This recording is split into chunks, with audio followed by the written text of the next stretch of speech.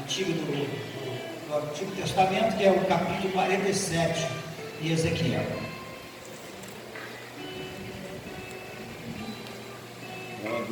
Aleluia. O Esther 3. Não tem como projetar a Bíblia, não tem porque está. Tá bom, deixa assim. Abre a sua Bíblia, que eu estou com uma tradução um pouquinho diferente dos irmãos, algumas palavras somente. Eu vou esperar que todos abram a Bíblia, é importante a leitura. Verdade é que o texto é conhecido, não é? Mas eu consegui meditar um pouquinho sobre ele. Que diz assim: depois disso me fez voltar à porta da casa, e eis que saíam águas por debaixo do umbral da casa para o oriente, porque a face da casa dava para o oriente, e as águas desciam de debaixo, desde o lado direito da casa ao sul do altar.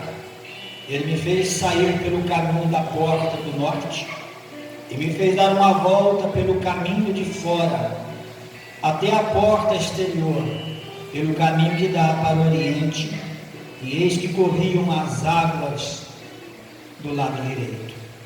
E saiu aquele homem para o oriente, tendo na mão um cordel de medir, e mediu 1000 côvados, e me fez passar pelas águas que me davam pelos tornozelo, porque artelo é italiano, estou com a língua italiana ali. Pelos tornozelos, me desculpe, pelos tornozelos. 4.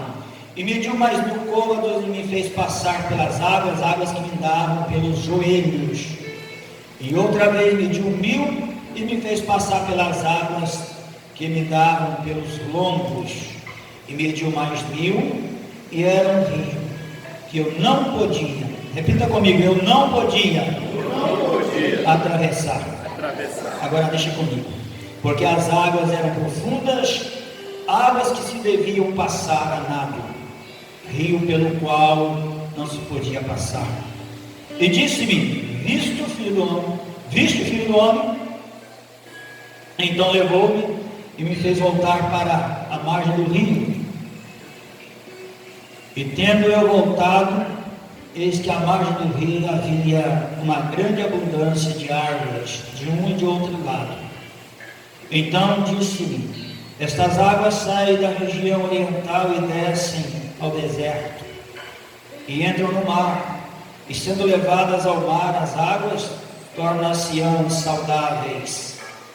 E será que toda criatura vivente que passar por onde quer que entrarem estes rios, na vossa Bíblia está 2 rios, viverá, e haverá muitíssimo peixe, porque lá chegarão estas águas, e serão saudáveis, e viverá tudo por onde quer que entrar este rio. Será também que os pescadores estarão em pé junto dele, desde Engedi até o Iglaim.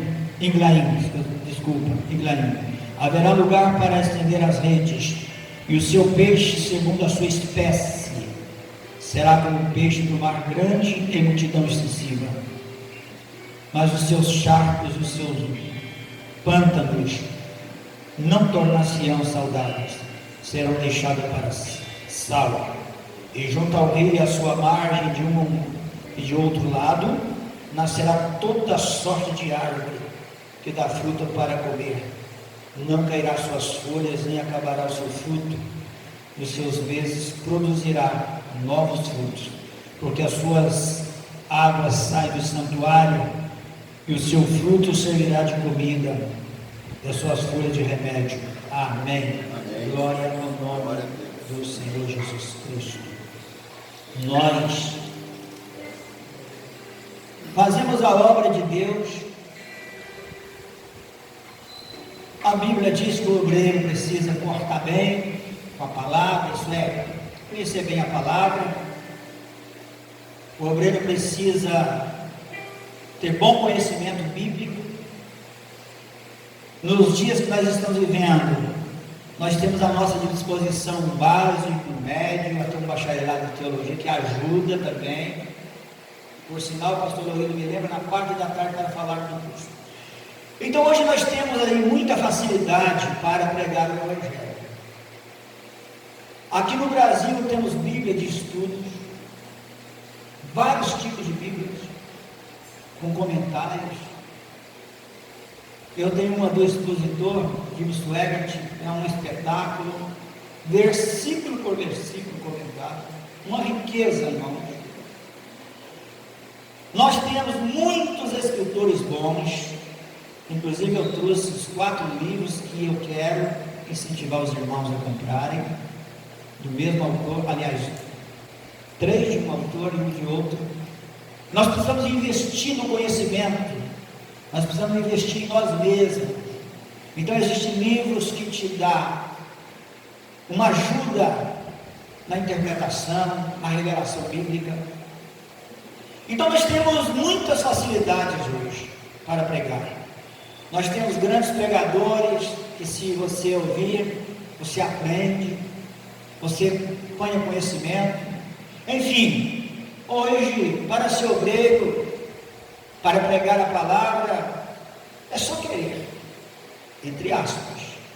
Porém, Jesus, ele ensinou 3 anos e meio, não é isso?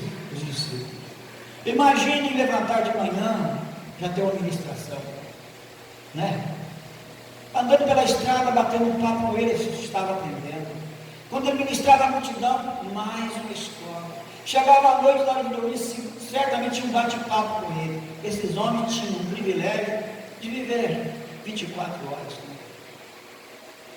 Porque a Bíblia não fala que depois dele ministrar, cada um ia para sua casa. Pelo contrário, andavam com ele. Só que no final eles não estavam prontos. Não estavam prontos porque existiam ainda legados, ainda existiam restos que precisavam, ainda eles precisavam ser lapidados. Tinha disputas, um orgulho. É claro, ali nas passagens de Jesus com seus discípulos, Jesus parava para amenizar a contenda, quem era maior, não é? Enfim, aí no final das contas, ele vendo que, teoricamente, é o que eu estava falando, estavam prontos, mas faltava o essencial. Faltava, por que não dizer quase que tudo? A letra, ela mata. O conhecimento é bom, mas é perigoso. Mas faltava um encontro verdadeiro com o Espírito de Deus. Ele disse: olha, eu vou, o último capítulo de Lucas 24, 49, vocês voltam para Jerusalém, ficam lá. O que eu estou falando vocês já sabem, mas eu tenho que fazer nessa introdução para vocês entenderem a importância do que nós vamos falar. Vocês ficam em Jerusalém até que sejam revestidos de poder, porque eu vou enviar a promessa do Pai. E eles foram, ficaram no lugar que Jesus havia determinado, com um grupo, e recebem o derramamento do Espírito Santo. Aí vocês observam que existiu ali imediatamente uma mudança de comportamento. Começou pela vida de Pedro. O homem prega a primeira mensagem. E a mensagem dele não foi de triunfalismo, não, foi de arrependimento, de converter. Arrependei-vos e convertei-vos, porque a voz é chegada quem? A mesma mensagem que iniciou João Batista. E quase 3 mil homens se converte. O Espírito Santo difuso veio sobre toda a igreja. E houve, em Atos 2, a partir do versículo 46, 42, vamos dizer, conta ali o que aconteceu. Houve uma sensibilidade muito grande. O briguento parou de brigar, o nervoso ficou calmo, o lento foi acelerado pela unção. Houve uma mudança em todo o grupo. A oração não era obrigatória, era prazerosa para eles. O medo foi embora, porque se tivesse medo, quando Tiago perdeu a cabeça, eles paravam ali. Mas quanto mais o fogo queimava, maligno, mais eles eram inflamados pelo fogo do Espírito. E a Bíblia diz que Deus olhava para eles e não conseguia ver dois corações, via um coração. E não via almas, via uma alma, era a alma de todo.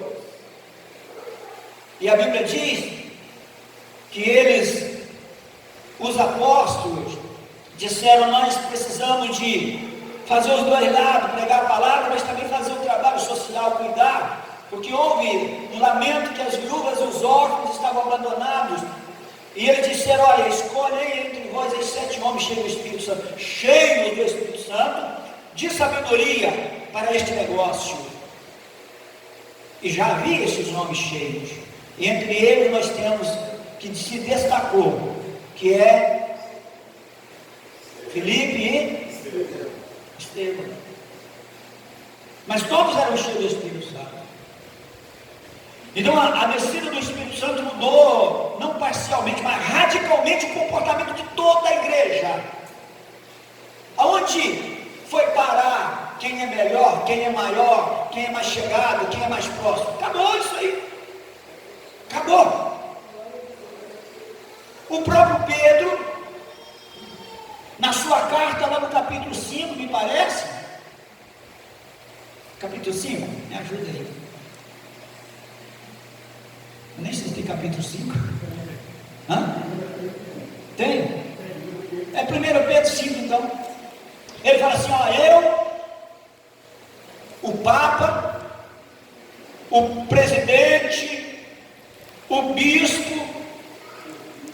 Ah, o pastor João está ligado. Eu, presbítero, que sou também entre vós. Presbítero. Ele fala, ele faz questão de dizer: eu sou presbítero, como vocês são presbíteros. Ele poderia dizer: ó, eu sou o preleitor aí, o pregador oficial da inauguração, tem que ser respeitado. Pedro desce, se torna um homem simples e humilde. O cortador de orelha agora usa a espada para cortar laços, destruir barreiras infernais. Mudou tudo na vida dele. Tudo isso com a presença do Espírito Santo. Sabe por que eu estou fazendo toda essa coisa de palavras, essa introdução? Porque nós vamos falar da pessoa que está aqui presente e que não fica sentado em cadeiras. Nós falamos esses dias que ele é de movimento. Eu acho que os irmãos até gostaram da frase, que eu falei que o Espírito Santo não tem cadeira, não tem trono para ele no céu, né? Jesus tem trono, o Pai tem trono, o Espírito Santo não. Aí eu disse lá que ele já, lá no mundo caótico, ele já movia sobre a face. Quando ele foi recolhido, eu estava falando para os irmãos aqui, que ele foi para o lugar dele, lá no céu. Eu não sei se os irmãos concordaram comigo, mas ficaram quietos, né? Eu disse lá no céu, ele que move serafim, querubins, arcanjo, anjo, ele movimenta o céu. É ele que movimenta tudo no céu. E depois ele veio para movimentar a terra, veio para ficar definitivamente. Quando ele estava lá em cima, que Jesus estava embaixo, dizendo: eu voltarei para o Pai, enviarei o Consolador, ele estava ansioso para mim, para tomar o controle. Só que no final da palavra que nós falamos aí, nós provamos à luz da Bíblia que o Espírito Santo era o próprio Jesus, que falou: eu voltarei para vós, ficarei com vós. Então nós vamos falar desse Espírito Santo. Quando você diz assim, o Espírito Santo está presente, Jesus está presente na casa. Quando você fala: eu sinto a presença de Jesus, você está dizendo: eu sinto o mover do Espírito Santo, porque ele é o próprio Espírito Santo. E a missão Europa está nascendo. Ela não pode ser construída, nascer em deserto, árido, não. Ela precisa de nascer em uma terra fértil. Fértil. Uma terra, para ser fértil, ela tem que ser uma terra que tem um bom material orgânico. Quando eu trabalhava na lavoura, a gente pegava folha, capim, pau podre, misturava na terra para fortalecer ela. E nós temos da parte de Deus, vitamina para a nossa alma. O Espírito Santo, quando ele começa a tomar posse da alma ou da igreja, ele começa a fortalecer a igreja. Ele traz paz, alegria, comunhão, lealdade, sinceridade, retidão, honestidade. Ele começa a trazer todas essas maravilhas e nós nos tornamos fortes e imbatíveis. Então a Missão Europa, ela precisa de caminhar debaixo da unção do Espírito Santo. Sim ou não? Amém. Sim. Agora, como a Missão Europa inclui membros, auxiliares, diáconos, obreiros diversos, como ela vai caminhar debaixo desta unção, se nós não formos exemplo dos fiéis? Paulo falou a Timóteo, seja exemplo dos fiéis, exemplo na obediência, no compromisso com as reuniões, no compromisso com a oração, no compromisso com a evangelização, no compromisso com o amor. Nós temos que ter compromisso no reino de Deus. O reino de Deus não envolve só evangelizar e pregar a palavra, não. O reino de Deus envolve, aleluia, todas as virtudes do Espírito Santo. O reino de Deus envolve um coração único. Deus quer ver isso. Isso é obra do Espírito Santo. E nós não podemos pensar, aliás, pode pensar, mas nós não vamos chegar em lugar nenhum se nós não tivermos um envolvimento direto com o Espírito Santo diariamente. Nós não podemos ser visitados pelo Espírito de vez em quando nós temos uma mensagem que corta mais do que as outras às vezes. Não, nós precisamos de estar debaixo de uma intimidade diária com o Espírito Santo. Eu já vi alguém dizer: o culto estava frio, o culto estava devagar, o culto estava gelado. Não, o culto não, você que estava frio, gelado, devagar. O culto quem faz sou eu. O culto alegre depende de mim. É por isso que eu ensino, peço, oriento, exorto os obreiros para serem dinâmicos. Ser dinâmico não é gritar, mas ser dinâmico é ser firme nas palavras, ser positivo, aleluia, ser entusiasta naquilo que fala e que faz. Isso é dinamismo. Glória ao nome de Jesus. Então, o que acontece? A igreja, ela poderá sim viver a plenitude do Espírito, mas tem que começar de cima. O fogo arderá sobre e não. Mas como este fogo era mantido continuamente? Lenha. Mas tinha um sacerdote que vestia uma veste, ia lá para o altar e tirava a cinza e colocava do lado. Depois ele trocava a veste da ministração era uma, e para levar a cinza lá para fora era outra. Ele trocava de veste, pegava a cinza e tirava do altar, do lado do altar ali, levava ela para fora, limpava do lugar do sacrifício. De manhã colocava lenha. Aí a Bíblia diz que o fogo queimava todo dia. Quando era tardezinha, para que o fogo continuasse aceso à noite, ele voltava no altar de novo, tirava a cinza, mesmo processo, trocava as vestes, levava a cinza para fora e acrescentava lenha, e assim o fogo ardia. Olha que indicação tão simples e eficaz. Quem é que não entende isso aqui? Que Deus estava dizendo que Ele precisa ser adorado, buscado pela manhã e pela tarde, pelo menos.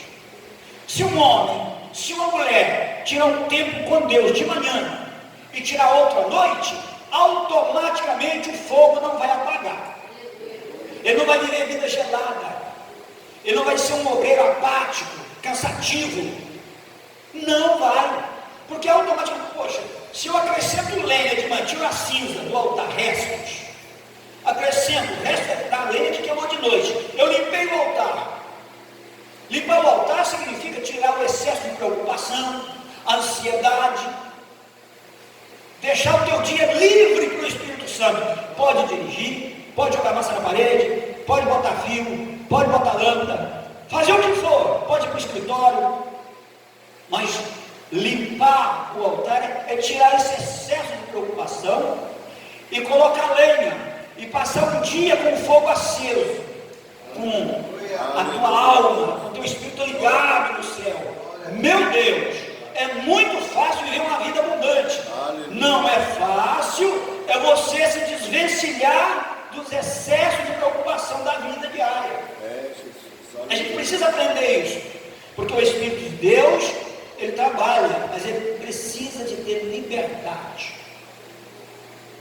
Então, se nós pegarmos e adotarmos este exemplo da antiga aliança, a gente entende tranquilamente. Precisa orar de manhã e orar de noite, e botar lenha. Botar lenha é o quê? É só orar? Não, e a palavra também. Mas vamos lá na leitura que nós fizemos. Então, nós vamos entender o que eu estou querendo dizer, que a missão Europa, ela tem que ser uma missão cheia do Espírito Santo. Os irmãos entenderam o que eu estou querendo dizer? Não, eu estou dizendo que nós precisamos ter compromisso na obra de Deus, com o reino de Deus, que esse compromisso ele abrange uma série de requisitos: obediência, retidão, lealdade, verdade. Eu não posso, porque não me interessa a reunião de obreiro, porque não me interessa esse culto de manhã, finalizando o nosso trimestre, não é isso? Porque não me interessa, eu vou inventar alguma coisa para fazer. Não. Isso não é verdade. Isso não é verdade. Não existe meias verdade. É sim, sim, não, né? Mas voltando aqui ao capítulo, esse capítulo aqui, ele fala das águas do rio, né? Do rio do Espírito Santo. Isso aqui é uma promessa. Uma promessa. Aqui fala da obra do Espírito Santo. Isso aqui fala de um convite. Isso aqui tem um convite aqui. E antes de entrar aqui, preste atenção. O Espírito Santo, ele não vai invadir você. Ele não vai se apossessar da sua vida se você não tem interesse por ele. Não vai. Ele é o próprio Jesus. No capítulo 3, versículo 20 de Apocalipse, ele diz: eu estou à porta e bato. Pode ler lá. Se alguém, é condicional, abrir a porta e dizer: entra, eu entro. E se eu entro, tem uma festa. É isso que o Espírito de Deus quer. Que o obreiro, que a mulher, que o homem diga assim: Espírito de Deus, eu preciso, eu quero ter uma vida diária contigo. Mas nós, por termos recebido o Espírito Santo, a gente usa, às vezes, textos bíblicos para esconder e fugir da nossa responsabilidade. Deus me conhece, Ele sabe, nós inventamos as nossas desculpas. Mas Paulo, escrevendo aos nossos irmãos em Roma, disse: não conformeis com esse tipo de coisa. Transformar a renovação do vosso entendimento, porque tem vontades aí de Deus. Tem a boa e a perfeita. É a boa vontade de Deus estar aqui nesta manhã. É agradável esta reunião. Mas a perfeita vontade é que nesta manhã ninguém fique à beira do rio, mas que mergulhe no rio, que entre no rio. Aleluia. Agora, o capítulo lido aqui diz assim: depois disto me fez voltar à porta da casa. Depois de quê? Depois de quê? Depois disso me fez voltar à porta da casa. É só virar a página, aí vocês vão ver o capítulo 46. Aqui no capítulo 46, nós encontramos aqui ele fala de ofertas do sábado, o dia do Senhor. Ele fala de um culto, de uma adoração. No capítulo 46, versículo 1. Ele fala de uma responsabilidade. Ele fala de cultos do sábado, de oferta. Oferta aqui é culto, não é dinheiro não. É um culto de adoração. Ele fala também da responsabilidade da lua nova. Lua nova é a lua forte. Tudo novo. Fala de um culto novo. Ele fala de um compromisso que eles deveriam ter no sábado e nas luas novas. Então aqui, nós vamos aprender nesse capítulo 46 em máximo 5, 10 minutos, porque depois destas coisas, ou depois disso, o Espírito Santo, ele não veio, não foi derramado no primeiro nem no segundo dia. Eles ficaram orando. E inesperadamente ouviram um som, ouviram um vento. Então eles passaram dias orando. Eu não sei como eles faziam, se havia revezamento, eu não creio, se à noite eles iam dormir, mas provavelmente, em certa hora eles tinham que descansar. Mas a Bíblia diz que eles buscaram dias e dias, até, porque a ordem foi ficar lá até que sejais revestidos. Então teve um preço a pagar. A promessa era para eles, mas tinha uma participação deles também na promessa. E aqui ele fala da casa que deveria ser arrumada. Antes de falar sobre o rio, ele fala aqui, ele fala das bênçãos, da adoração pública, do culto. Então fala aqui de oferta do sábado da lua nova, a responsabilidade de cada um cultuar a Deus. Aí se vocês conseguirem a leitura, eu não vou pregar sobre isso aqui não, hein? Aí fala dos príncipes. O príncipe tinha uma obrigação também. Aqui fala da pessoa, tipifica Cristo. Só ele podia entrar em um certo lugar. Então aqui nós vamos encontrar ele querendo abençoar, um culto público a todos, mas com regras. Ele estabelece regras aqui. Regras. O capítulo 46, versículo de 11 a 15, do 11 a 15, ele fala de regras que governariam as ofertas. Olha só, primeiro ele diz o culto às ofertas de dia de sábado, lua nova, tem que ser assim. As ofertas para serem entregues têm regras. Hoje tem um cristianismo por aí que a pessoa manda o dinheiro, não é consciência dele está bem. Ele dá uma boa oferta de dinheiro e acha que está salvo, que o problema está resolvido. Deus não precisa assim de dinheiro igual nós estamos pensando. Deus precisa de dinheiro para a sua obra. Fala que Deus precisa de dinheiro, é ignorância nossa. Ele precisa de dinheiro para nós investir na obra dele. Mas ele não é dono do ouro e da prata? Se ele quiser, ele provê o dinheiro. Mas antes de qualquer oferta financeira, ele quer uma oferta voluntária, uma adoração verdadeira. E ele começa aqui a fazer algumas exigências, colocando regras antes de falar do rio que passaria, que sairia do trono. Também nesse capítulo aqui, versículo 40, capítulo 46, versículo 16 a 18, eram regras que governariam as heranças. Eu fiz um estudo assim sobre isso aqui.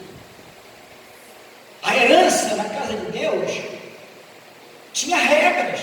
Não é que vai receber a herança de qualquer maneira. Deus é Deus de ordem.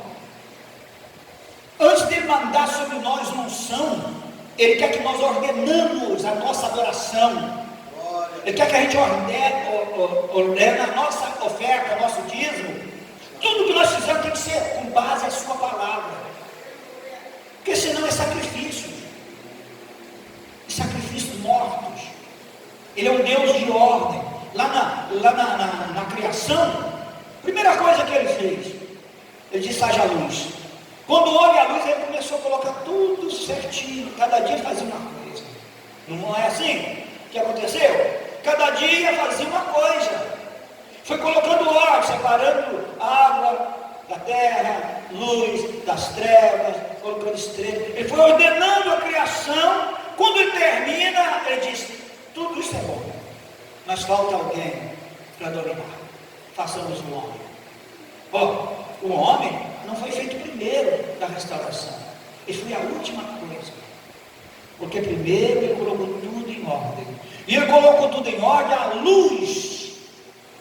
A luz, Deus trabalha na luz. Um dos símbolos do Espírito Santo, nós podemos dizer que é luz. Onde tem o Espírito Santo, ele ilumina. Ele ilumina. Então Deus, para mandar sobre nós um avivamento que nós falamos e esperamos, nós precisamos colocar ordem no nosso culto diário, ordem nas nossas ofertas, ordem. Nós temos uma herança. Eu aceitei Jesus, eu estou morada, né? Não é bem assim, não. A morada é verdade, mas para possuí-la tem regras que Deus exige. Eu estou usando esse capítulo aqui para a gente entrar na mensagem sobre o que Deus quer e irá fazer nesta manhã. Vocês estão me olhando com o olho muito seco. Daqui a pouco vai haver água, não tenho certeza, porque não sou eu que vou mexer com o coração de ninguém, porque o Espírito de Deus nos conscientizará que nesta manhã não dá para ir assim. Precisamos melhorar, precisamos conhecer aquele que nós falamos tanto dele. Glória a Deus. Tem um sobrinho que ele tirou esse dia uma foto com o ex-presidente. Ficou todo. Foto do presidente. Eu conheço o presidente. Como conhece? Só tirou uma foto com ele? Conhecer, relacionar, viver com alguém. Aleluia! Coisa boa é falar de algo que você conhece. No restaurante tem uma comida muito boa. Você já comeu lá? Não me falaram, então você pode dizer que é boa. Aleluia! Se o Espírito Santo é o agente de Deus na terra, é o consolador, é mestre, ele é tudo, ele que movimenta a igreja na terra, ele que dá vida à igreja. Por que não conhecer, só falar do movimento dele? Aleluia! Vamos conhecer o Espírito de Deus, vamos aprender a ouvir a voz dele. Aleluia! Só que a tradição, o sistema religioso impede isso aí.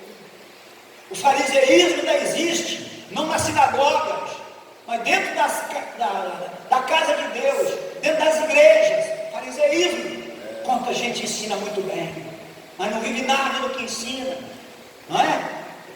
Porque não conhece o Espírito de Deus. Então este capítulo 46 aqui é uma preparação para a promessa. Uma preparação para a promessa. Glória a Jesus. O versículo 19 e 22 fala de um lugar onde era o lugar de preparar as ofertas.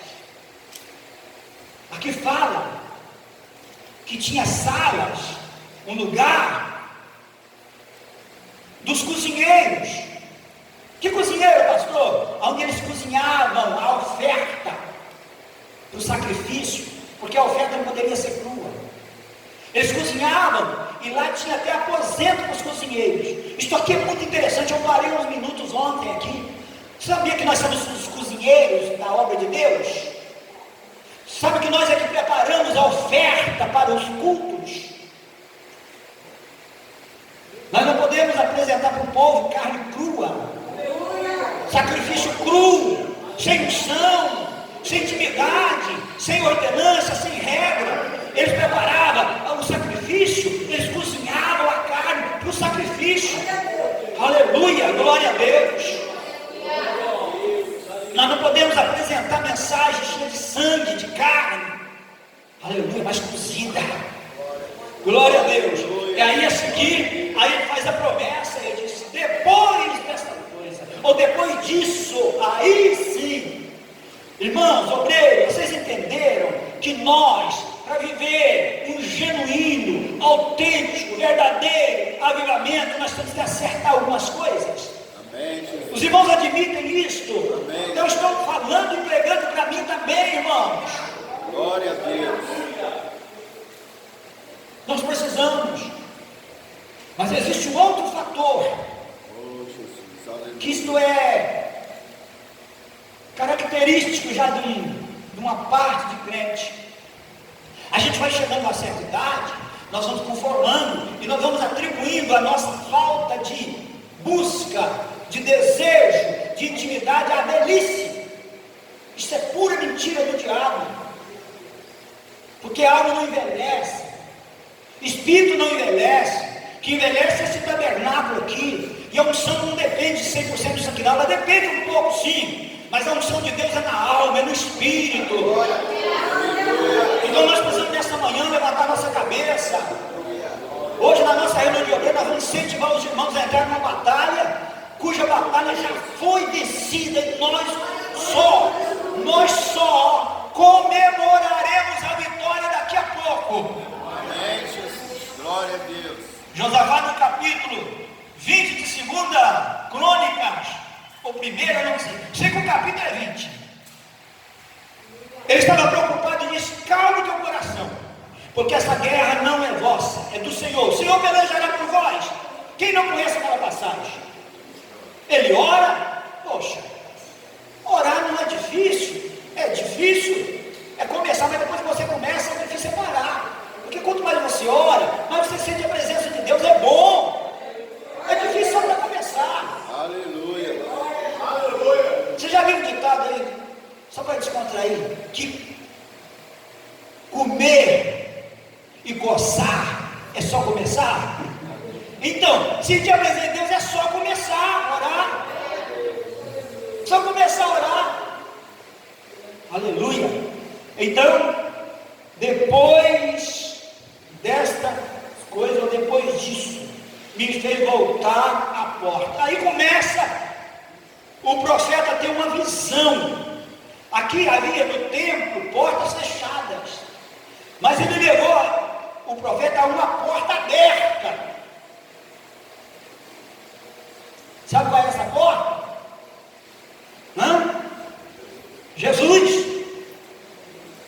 Jesus. A porta era Jesus, aquela porta aberta era e é Jesus. Aleluia. Era e é Jesus a porta. Ele diz que me fez voltar e levou para a face da casa que dava para o oriente, e as águas. Ele passou por algumas portas, mas estavam fechadas. Mas levou ele pela porta que dá para o oriente, e as águas desciam de debaixo, desde o lado direito da casa ao sul do altar. Mostrou ele na porta lá de baixo águas que brotavam.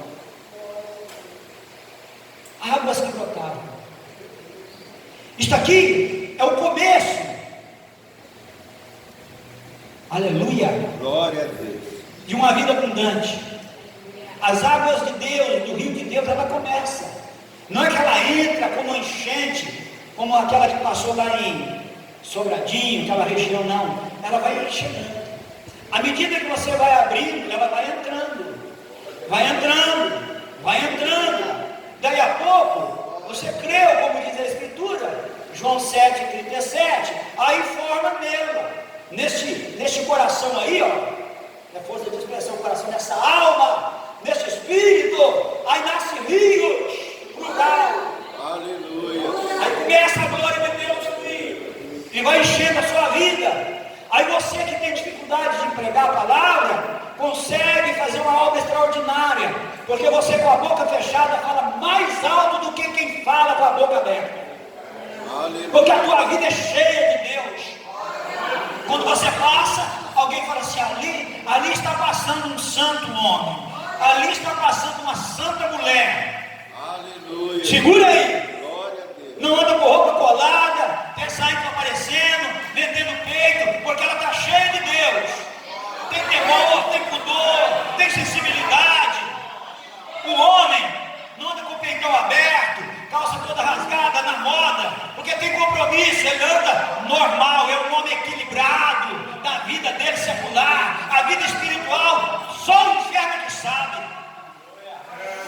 Duai, calamacianda.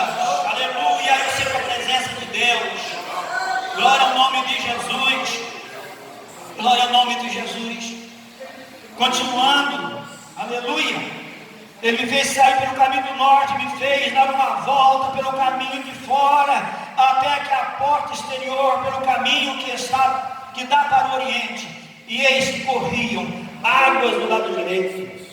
Agora, entra aqui, aquilo que eu falei, é um convite isso aqui, para nós nessa manhã.